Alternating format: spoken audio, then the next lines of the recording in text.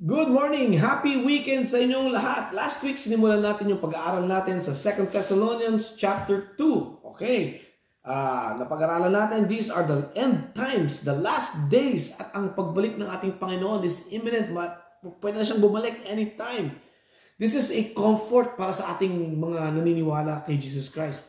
Pero this should be scary. Kakatakot to sa mga hindi pa sumusuko sa Panginoon. Kaya dapat call to action yan. They should surrender their lives to the Lordship and salvation of our Lord Jesus Christ.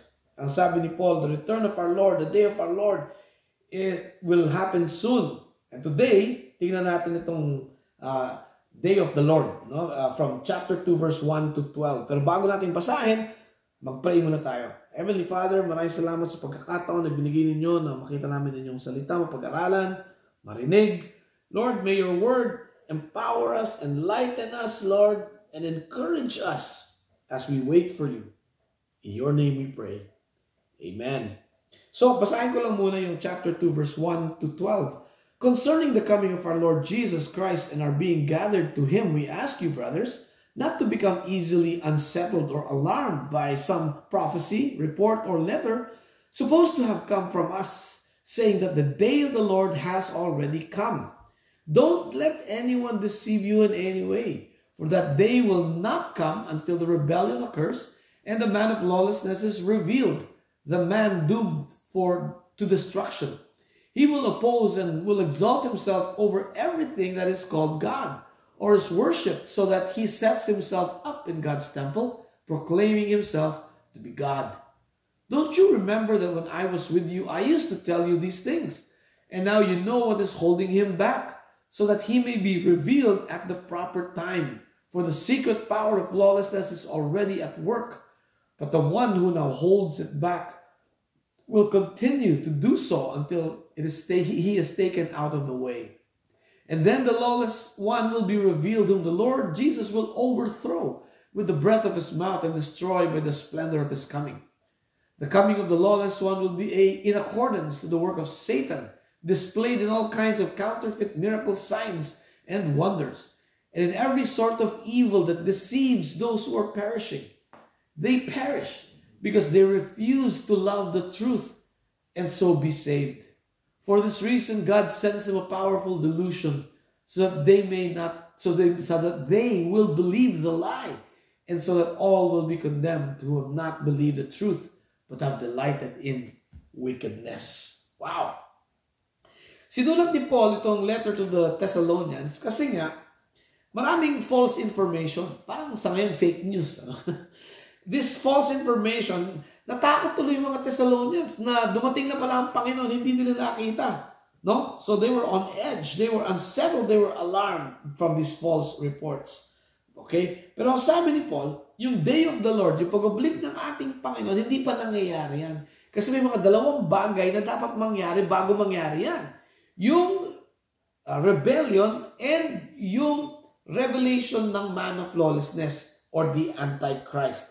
Ang key dito, sabi sa verse 3, do not let yourselves and don't let anyone deceive you in any way. Okay? And the only way that the Thessalonians could not be deceived, na hindi rin tayo ma-deceive, is to know the truth. No? The end will not come, or the day of the Lord will not come until the rebellion occurs and the lawless one, the Antichrist, is revealed. Yan ang katotohanan, sabi ni Paul. Ano ba itong rebellion na ito? Hindi ito yung mga maliliit na mga rebellions from small groups or groups of people. Ito yung buong mundo. The whole humanity will rebel against God. All-out rebellion ito. Ang sabi ni Paul, nangyari na ba yan? Hindi pa. O hindi pa nakabalik ang ating Panginoon kasi dapat mangyari muna yan. Pangalawa, the man of lawlessness or the Antichrist is revealed. Sino ba itong Antichrist na ito? Hindi sinabi ni Paul, pero throughout history, mga tao, they were trying to figure out, sino ba itong Antichrist na ito? For sure, napakaraming mga evil men and women that have lived. They could be considered Antichrist. Pero hindi sila yung the Antichrist. Okay? Hindi sinasabi ni Paul kung sino yung Antichrist, pero may description tayo. Number one, he is a real person. Totoong tao yan. Pangalawa, Ang tawag sa kanya, son of perdition or son of destruction. Okay? Kitang-kita mo sa pangalan pa lang, destruction. Hindi siya si Satanas. He's not Satan. But he gets his power from Satan. At dahil galing kay Satan yung power niya, yung purpose niya, purpose din ni Taning. No? Ano ba yung purpose ni Satanas? Ilayo ang mga tao sa Diyos, ilapit sa Kanya para siya yung sambahin. Diba? Sabi niyo dito. So verse 4, he will oppose and will exalt himself over everything that is called God or his worship, so that he sets himself up in God's temple, proclaiming himself to be God. Yan, lahat na nagpo-proclaim na sila ay God. Demonyo yung mga yan. Okay. Alright. So, makita natin. He has also the power to create counterfeit or fake signs, wonders, and miracles. Speaking of miracles, no?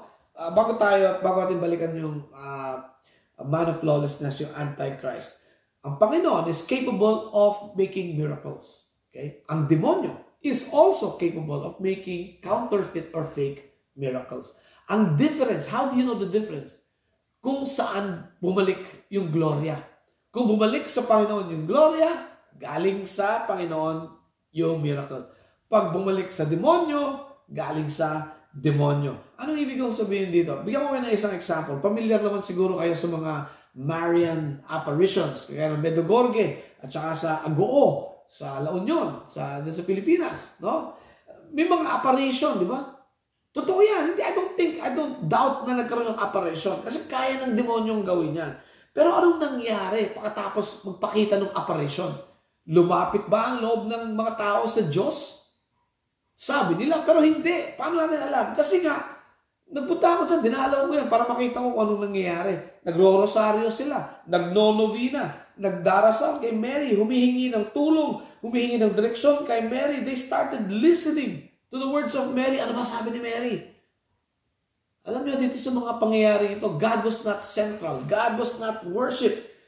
Instead of listening to God and His revealed truth in Holy Scripture, nakikinig sila dun sa apparition. Ano sabi ng apparition? Pray the rosary.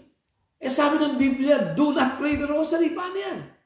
So, syempre, alam natin ngayon na yung apparition na yan, yung miraculo na yan, hindi galing sa Diyos. Kasi anything or anyone that goes against Christ and the teachings of Christ and His purpose and the glory of Christ is Antichrist.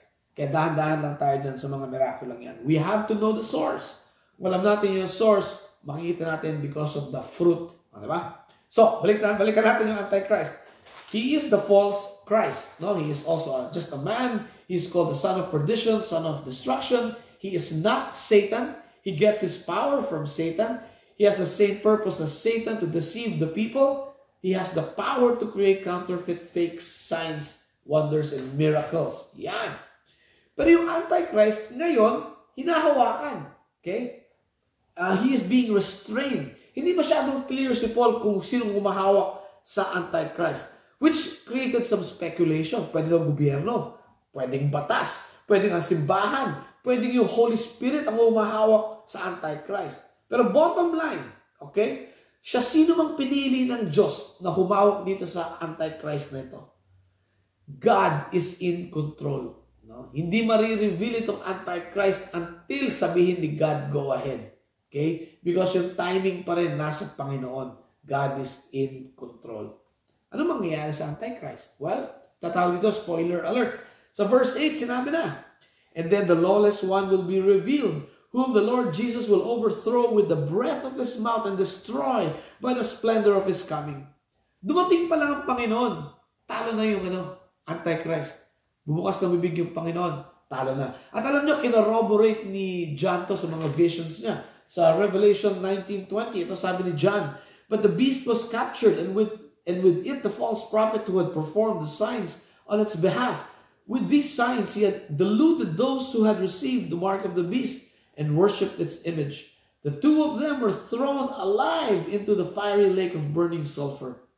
Tapos sa Revelation 20:10, and the devil who deceived them was thrown into the lake of burning sulfur, where the beast and the false prophet had been thrown. Tatlo sila. They will be tormented day and night forever and ever. Alam nyo, hindi in-identify ni Paul kung sino itong Antichrist. dinescribe niya. Pero alam niyo, huwag tayong matatakot. Kasi anak tayo ng Diyos. Ito sabi ni John sa 1 John 4:4. You, dear children, are from God and have overcome the evil one. Because the one who is in you is greater than the one who is in the world. Pag tinanggap natin ang ating Panginoong Hesus sa puso natin, we surrender our lives to Jesus, commit our lives to Jesus, yung banal na Espiritu, nananahan sa puso natin, nandyan ang Panginoon. Kaya wala dapat tayong ikatakot. Dapat ang ginagawa natin ngayon, we should be busy strengthening our faith and spreading the good news. Yan dapat ang ginagawa natin. At kung meron po sa inyo manonood nitong video na to, at hindi nyo pa po sinusuko ang buhay nyo kay Jesus Christ, malapit na po siyang bumalik. Ito po sabi ng ating Panginoon sa Mark chapter 1 verse 15. The kingdom of God is near. Lapit na. Repent and believe the good news. Huwag nyo nang hintayin pa ang bukas. Do not delay. Do so today. Our Lord Jesus is coming soon. Maranatha. Let's pray. Heavenly Father, maraming salamat sa inyong binigay na words of warning and words of encouragement sa amin po ngayong araw. We pray that you come, Lord Jesus. Maranatha. In Jesus' name we pray. Amen. Have a great week and God bless.